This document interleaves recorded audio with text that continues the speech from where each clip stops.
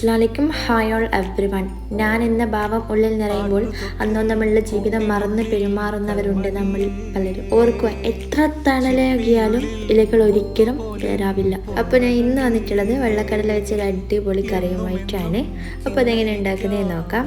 ആദ്യം നമുക്ക് വെള്ളക്കടലയൊന്ന് സവാളയും ഇഞ്ചിയും പച്ചമുളകും ആവശ്യത്തിന് വെള്ളവും പിന്നെ ആവശ്യത്തിന് ഉപ്പും കൂടി ചേർത്ത് കൊടുത്തിട്ട് കടല നന്നായിട്ട് വേവിച്ചെടുക്കുക. കടല വേവുമ്പോഴത്തേക്ക് 6 ടൈം കൊണ്ട് നമുക്ക് തേങ്ങ ഒന്ന് അരച്ചെടുക്കാം. 2 മുറി തേങ്ങ, 1/4 ടീസ്പൂൺ മഞ്ഞൾപ്പൊടി, 2 ടീസ്പൂൺ മല്ലിപ്പൊടി, 1 ടീസ്പൂൺ കുരുമുളക്, കുറച്ച് ചെറിയ ആവശ്യത്തിന് വെള്ളം കൂടി ഒഴിച്ചു കൊടുത്തിട്ട് നന്നായിട്ട് ഇതൊന്ന് അടിച്ചെടുക്കുക. അടിച്ചെടുത്തത് അങ്ങോട്ട് മാറ്റി വെച്ചിട്ട് നല്ല കടലിലേക്ക് നന്നായിട്ട് വന്നിട്ടുണ്ട്. എന്നിട്ട് ഒരു പാൻ എടുത്തൊക്കെ ആവശ്യത്തിന് എണ്ണ പറഞ്ഞൊക്കെ എണ്ണ നന്നായി ചൂടായി വരുമ്പോൾ അതിലേക്ക് കട ഇട്ട് കൊടുക്കുക. കട നന്നായിട്ട് പൊട്ടിയിടുമ്പോൾ കറിവേപ്പിലും വറ്റൽമുളകും ചേർത്ത് കൊടുക്കുക. എന്നിട്ട് നമ്മുടെ കടലൊക്കെ വെച്ചിട്ട് നന്നായിട്ട് മിക്സ് ചെയ്യുക. ഇപ്പം തന്നെ എന്താ ഒരു മണമെന്നറിയാം.